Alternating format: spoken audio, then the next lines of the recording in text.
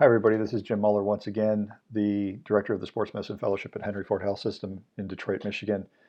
Continuing on with pediatric musculoskeletal issues. This is the second of a three-part lecture series on pediatric topics. I would suggest if this is the first of the series that you're listening to, that you close this lecture out and go back to the Pediatric Musculoskeletal Issues Part 1. There are two parts to that lecture. I went a little bit over an hour. I apologize for that. But that does cover some of the issues with regards to the differences between pediatric and adult bone, as well as going through some of the physiologic processes of the maturation of bone, which we will not be reviewing in this lecture or in the third part of this lecture. Today's topic, we're going to focus on avascular necrosis. The goals and objectives remain the same, and so we're not going to review those today. I have nothing to disclose. I haven't said that at previous lectures, but I certainly have nothing to disclose as we get started here. There are multiple pediatric problems that cannot be all covered in a single lecture, which is why we've divided this up into several lectures. And again, we won't be discussing every possible problem that you can encounter. Salter-Harris fractures are specific to a fracture lecture that will be forthcoming. So again, there are a lot of things we won't be discussing, and what we do want to focus on today is the avascular necrosis conditions that we typically see.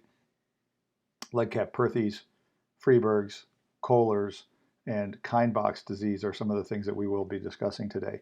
Now, just so you know, I am recording these from home, so if you hear noises, it may be the squeaking of my desk chair or me playing with a drawer handle or some papers falling off my desk. You might hear an animal sound from time to time. Or a family member coming in and out. So I apologize if that occurs and it distracts you, but I just want to let you know that could be occurring. So when we talk about avascular necrosis, if we look up the definition, avascular means without blood or lymphatic vessels. It can be a normal state, as in certain forms of cartilage, or the result of disease. Necrosis is pathologic death of one or more cells or a portion of a tissue or organ. Osteonecrosis is the death of bone in mass, as distinguished from caries, like a dental type of molecular death, or relative small foci of necrosis in the bone. So just to get the definitions out of the way, we want to talk about Legg-Calvé-Perthes disease to begin with. What's interesting about eponyms in medicine is that the disease process, which is attributed to a particular person or group of people, is often incorrect, and oftentimes someone else actually described the injury process prior. Such is the case with Legg-Calvé-Perthes disease. The three gentlemen you see on the screen right now are Arthur Thornton Legg, an American orthopedic surgeon, Jacques Cave, a French orthopedic surgeon, and Georg Clemens Perthes, a German orthopedic surgeon, who all around the turn of the 20th century independently published on this disease process, generally in the 1909-1910 range. But Carol Madel first described the disorder in 1897. And then Waldenstrom also described the disorder prior to Legg-Calvé-Perthes. Legg-Calvé-Perthes is an idiopathic avascular necrosis of the proximal femoral epiphysis.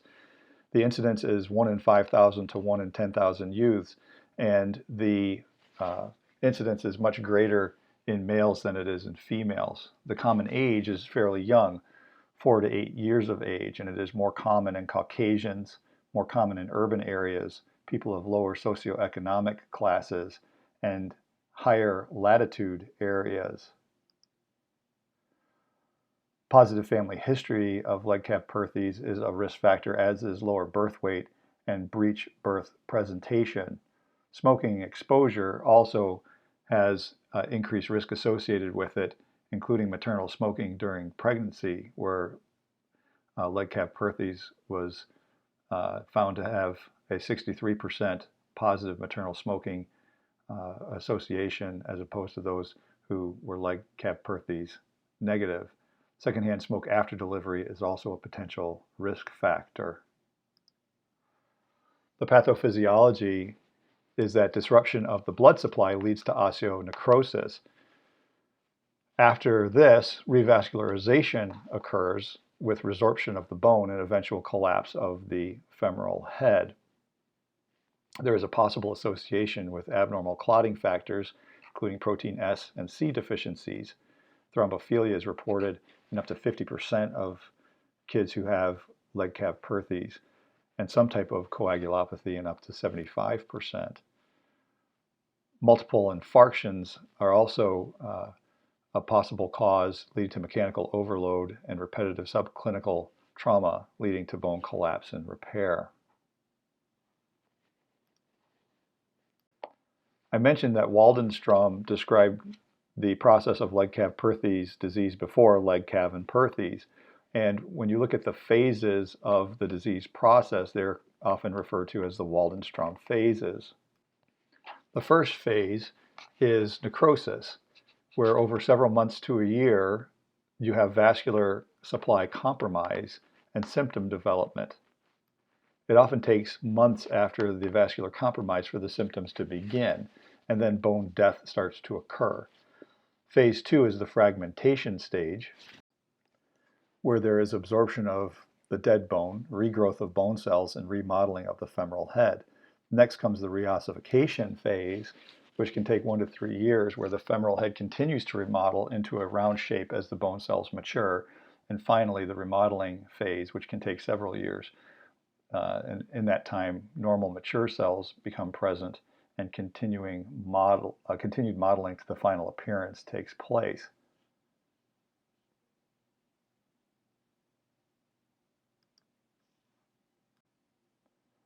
And the X-ray depicts the changes that you can see in cases of leg calf perthes disease. The history is usually an insidious onset of pain, and just like we talked about in cases of slip capital femoral epiphysis in the previous lecture, this pain can be in places other than where it is actually stemming from. So it could be hip pain, could be groin pain, could be knee pain, could be thigh pain. And you just have to have a high clinical suspicion in a 4 to 8-year-old child who comes in with complaints of pain in any of these regions that it could be leg calf perthes. It's often worse with exercise, which is why they often bring the kids in, but it can be painful with normal day-to-day activities. And a painless limp may be the only complaint. The limp can be Trendelenburg or compensated Trendelenburg, or psoatic in nature. Trendelenburg stance and Trendelenburg gait with limp is often seen on physical examination. Range of motion may be reduced and or painful with decreased internal rotation, which is similar to what you see in the slip capital femoral epiphysis. Decreased abduction. They may have painful strength testing. And leg length discrepancy may be seen, but that's often a late finding. Again, this is a 4 to 8-year-old age range, and so getting the kids to actually participate in this, in some portions of this examination, can be very difficult. After an appropriate history and physical examination have been performed, then the next step of making a diagnosis would be imaging. And again, as we talked about in prior lecture, I like a 2-view hip X-ray. I like an AP view of the bilateral hips and a frog leg view of the hip in question as my primary views. Medial joint space widening, measured between teardrop and ossification center. Irregularity of the femoral head ossification with decreased size of the ossification center and a sclerotic appearance, and a crescent sign, which is a subchondral fracture sign, may be present. And you can see on this X-ray, this young person, their left hip is showing signs of necrosis. MRI can be more sensitive than X-ray and helpful if diagnosis is uncertain and the X-ray appears normal. The other nice thing in kids is that there's no radiation exposure. A bone scan may be helpful if the diagnosis is uncertain. As decreased uptake, a cold lesion can predate changes on radiographs and may help assess the extent of femoral head involvement. So when the diagnosis is in question, uh, there are other tests that can help you make this determination. And just like the flag of Switzerland, that's a big plus. With imaging, you can classify the leg calf perthes, and there are several different classification systems. The lateral pillar classification system, as seen here, is measured during the fragmentation stage of the disease and should be followed over time with repeat radiographs. Classification is based on the findings on AP view and is considered to be more reproducible than the other classification systems. Now, I don't want you to be confused by the diagram. When you look at the 5 different drawings across the bottom, these are just labeled with the article from which they were taken. Picture A is not group A. Picture B is not group B. So again, I don't want you to be confused by that. When you look, the epiphysis is divided into pillars, the lateral pillar, the central pillar, and the medial pillar. And we're looking at the lateral pillar to determine the classification of the disease process. Drawing A is actually normal. So this drawing is no sign of leg calf perthes. Figure B shows density in the lateral column, but good maintenance of height. And figure C also shows certainly greater than 50% of height being maintained. And so diagram B is consistent with group A. Lateral pillar maintains full height, no density changes seen. In picture C, you have greater than 50% height, but clearly there is some density and loss of height. And so that's going to be a group B. Now, the outcome is going to be poor if the bone age is greater than 6 years. If the lateral pillar starts to narrow and is poorly ossified with about 50% of the height, which is what you see in diagram D, that would be a B/C border classification. And then if the lateral pillar has compressed and has lost 50% of its height, then the outcome is uniformly poor, and that's a group C injury. The Catterall classification system is also used. It also has 4 different classifications looking at the epiphysis. And if only the anterior portion of the epiphysis is involved, that's a group 1 injury. When you get central sequestration, that's a group 2. When most of the head is involved, it's a type 3. And when the entire head is involved, it's a type 4 injury using the Catterall classification system. Once a diagnosis has been made, the treatment goals are to reduce pain, restore range of motion, and contain the hip. And hopefully it will allow for regeneration of the femoral head. Now, if I have patients that I diagnose with leg calf perthes, I get them to my pediatric orthopedic surgeons as quickly as I can because I like for them to follow these kids along. Non-operative treatment is indicated when they're under 8 years old and a bone age of less than 6 specifically, and low-grade changes. So lateral pillar A group or Catterall group 1. Group 1 is only the anterior portion of the epiphysis. Lateral pillar A means the lateral pillar has maintained its height. Observation, activity restriction, which may require a period of non-weight bearing, protected weight bearing until reossification is complete, physical therapy to maintain range of motion, maintain epiphysis centralization is important because it limits the deformity and reduces future degenerative changes. The use of braces and casts is questionable. It's not been found to be beneficial for maintaining containment in large prospective studies. Periodic clinical and radiographic follow-up is required because grades can change over time, and you have to make sure that kids are not progressing into higher grades, even though they may be asymptomatic. And outcome is best if the head is spherical, 60% of kids in this group do not require operative intervention. And these are some of the old braces that have been used in the past, and you can see what a difficult time that would be for kids. And if it doesn't really help with outcomes, then again, it's questionable as to whether or not these should be used. Surgical treatment includes femoral osteotomy, pelvic osteotomy, and shelf osteotomy, and the description of these is beyond the scope of this lecture. Move to Freiberg disease. This is infarction and osteonecrosis of the metatarsal head. That's Albert Henry Freiberg, a U.S. surgeon from Cincinnati who has his name on this particular disease process.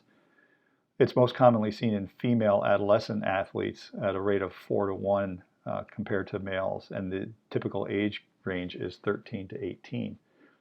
It is most commonly seen at the second metatarsal head due to repetitive microtrauma leading to compromised blood flow and eventual bony collapse. A long second metatarsal is a risk factor for development of this process. The history often includes an adolescent female athlete who's either a dancer, a gymnast, or a figure skater. I see it mostly in dancers, especially when they go to dancing on point in ballet. They will present with forefoot pain, which is worse with activities, especially with impactful loading, but they may have pain with their normal day-to-day activities as well. On physical examination, they will have tenderness at the MTP space, and again, if it's in the usual location, it's going to be the second MTP head and MTP, the metatarsal head rather, and MTP joint. They may or may not exhibit swelling. They will have reduced and or painful MTP range of motion in many cases, and pain when trying to walk on their toes. An MTP grind test, where you take the digit and axially compress the proximal phalanx against the metatarsal head and then kind of rotate or grind that area, will often cause discomfort.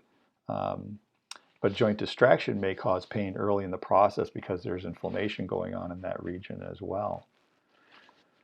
As you'll hear me say often, after you take an excellent history and perform a thorough physical examination, you move on to imaging for additional diagnostic assistance. I like a 3-view series, again, with most of my x-rays that I obtain, AP lateral and oblique of the foot. They may have normal findings. You may notice subchondral sclerosis, or in this case, you see flattening of the metatarsal head. Degenerative joint changes may be present if the process has been present for a longer period of time. MRI can be helpful when the injury is suspected, but the x-ray remains normal. Classification of Freiberg's disease, or Freiberg's disease. I'm not sure which one it is, quite honestly. I think if the E is before the I in German, you say the E, so we'll stick with Freiberg's disease.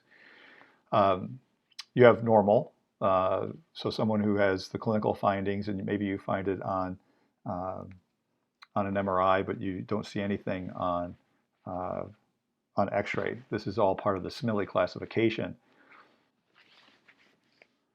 In stage 2, you have dorsal collapse of the articular surface, which is often best seen on the oblique view.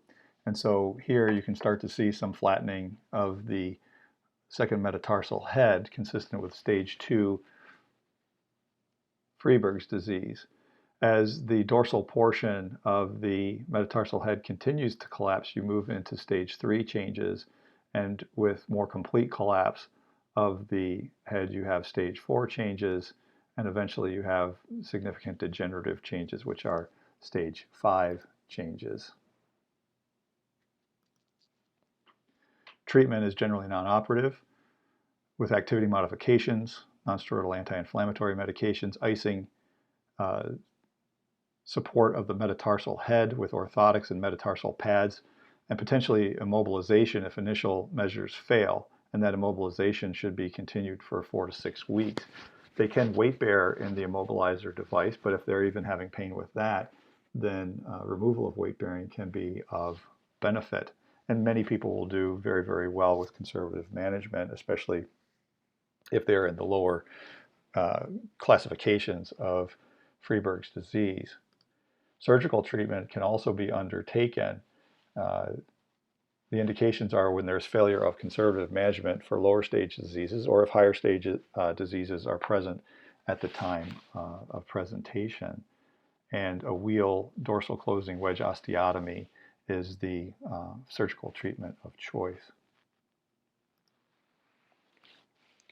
Moving on to Kohler's disease, this is named for Albin Kohler, a German radiologist, who also reported on metatarsal head AVN and calcification of the proximal MCL after sprain, which we call Pellegrini-Stated disease. So Dr. Kohler was a busy radiologist. There's Dr. Kohler right there.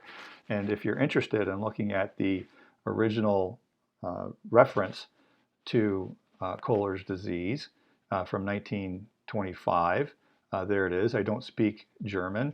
And so you're kind of on your own for that one, but the reference is there in case you're interested.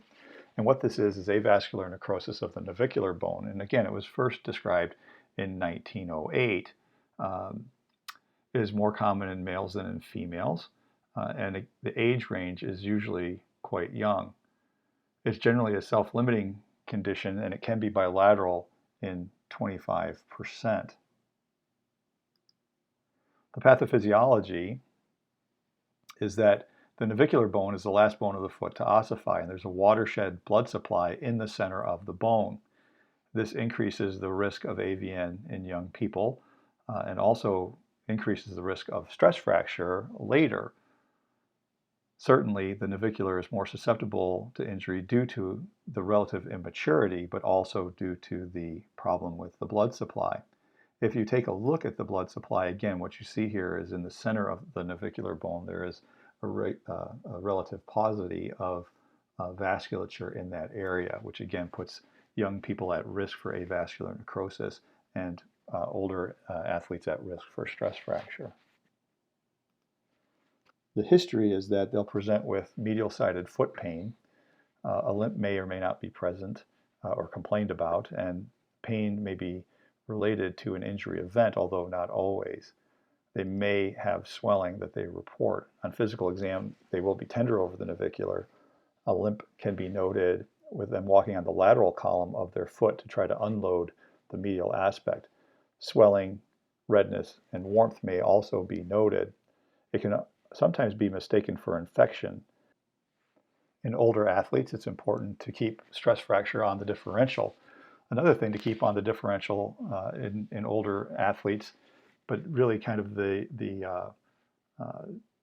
young adolescent athlete, is a painful accessory ossicle or a painful os navicular, which will also present with medial-sided pain with activities and pain over the navicular bone. It's helpful sometimes to get x-rays of both feet when you see an accessory navicular,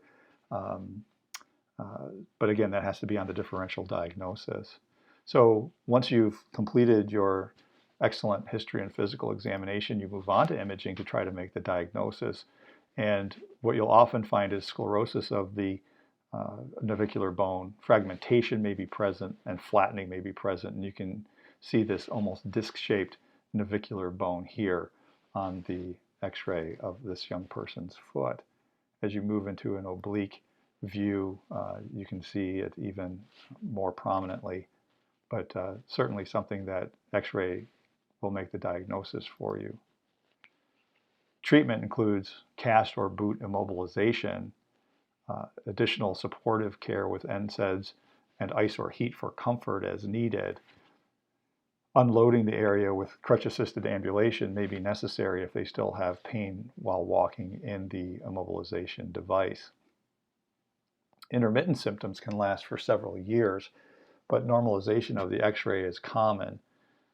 Bones with chronic deformity will typically become pain-free, so even if the x-ray doesn't look perfect, the kids may be doing fantastically well, and you don't want to treat the x-ray. You want to treat the patient.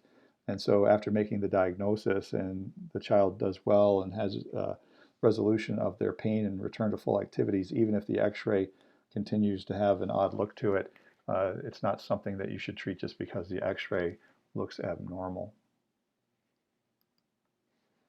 Let's move on to Kienbach's disease. This is avascular necrosis of the lunate bone. Dr. Kienbach was an Austrian radiologist who discovered this problem 2 years after the discovery of X-ray.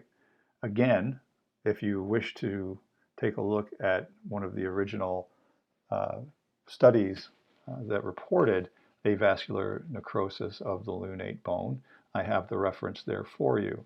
Now, Dr. Kienbach was also a very busy person.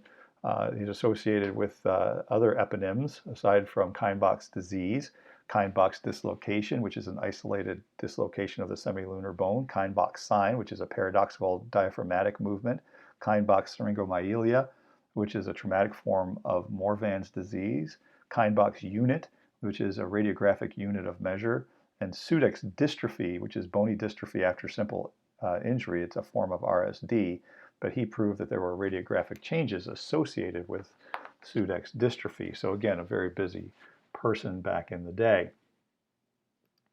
This is actually most commonly seen in young adults, but has been reported in adolescent gymnasts as well.